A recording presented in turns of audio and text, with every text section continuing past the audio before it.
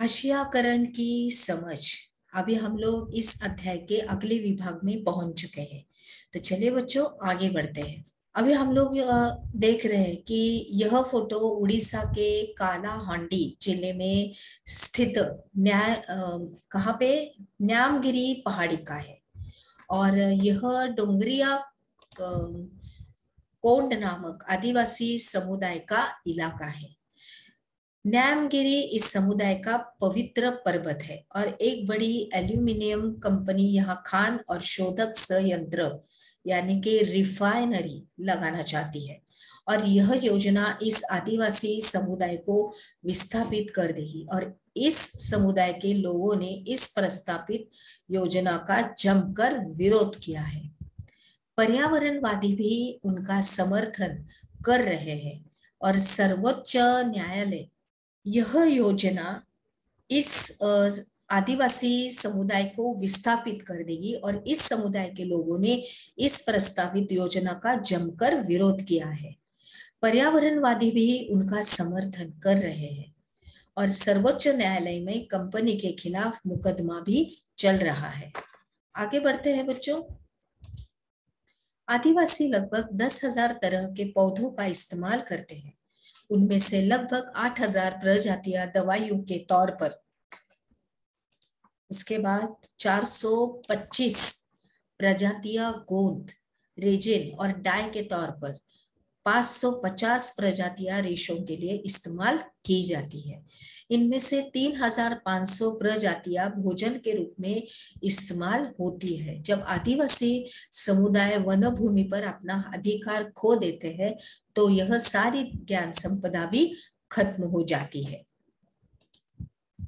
मुसलमान और हाशियाकरण, इसके बारे में अभी हम लोग देखेंगे कि भारत की 2011 की जनगणना के अनुसार हमारे देश की जो आबादी, उसमें मुसलमानों की संख्या 14.2% है और उन्हें हाशियाई समुदाय माना जाता है क्योंकि दूसरे समुदायों के मुकाबले उन्हें सामाजिक आर्थिक विकास के उतने लाभ नहीं मिले हैं।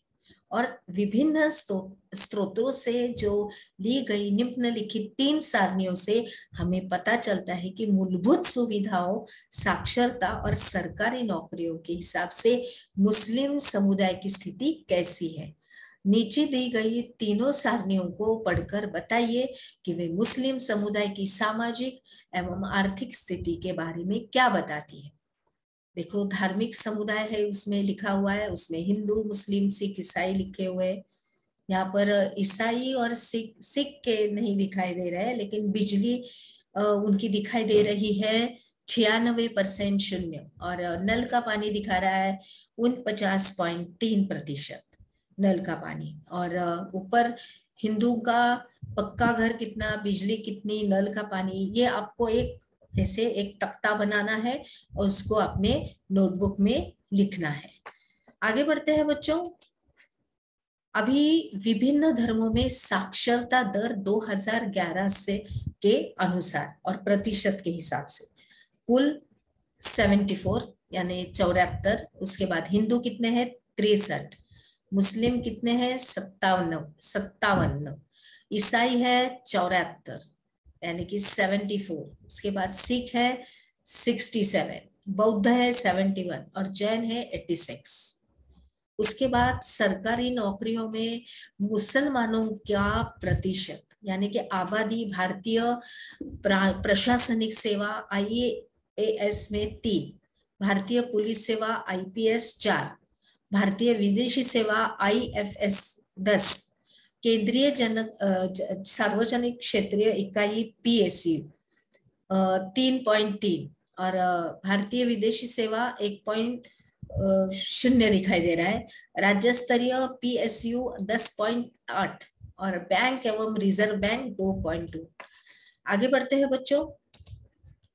ये आंकड़े क्या बताते हैं? इस बात को ध्यान में रखते हुए कि मुसलमान विकास के विभिन्न संकेतों पर पिछड़े हुए हैं, सरकार ने 2005 में एक उच्च स्तरीय समिति का गठन किया है और न्यायमूर्ति साजिंदर सच्चर की अध्यक्षता में बनाई गई इस समिति ने भारत में मुस्लिम समुदाय की सामाजिक, आर्थिक और शैक्षणिक स्थिति का जायजा लिया है और रिपोर्ट में इस समुदाय के हाशियाकरण का विस्तार से अध्ययन किया गया है। समिति की रिपोर्ट से पता चलता है कि विभिन्न सामाजिक, आर्थिक एवं शैक्षणिक संकेतकों के हिसाब से मुसलमानों की स्थिति अनुसूचित जाति और अनुसूचित जनजाति जैसे अन्य हाशियाई समुदायों से मिलती जुलती है। उदाहरण के तौर पर 7 से लेकर 16 साल की उम्र के मुस्लिम बच्चे अन्य सामाजिक धार्मिक समुदायों के बच्चों के मुकाबले औसतन काफी कम साल तक ही स्कूली शिक्षा ले पाते हैं। आगे बढ़ते हैं बच्चों। हमने क्या सीखा के अंतर्गत आंकड़े क्या बताते हैं? इस प्रश्न का उत्तर आपको अपनी कॉपी में लिखना है। तो चलिए बच्चों, अब हम लोग आगे बढ़ते हैं।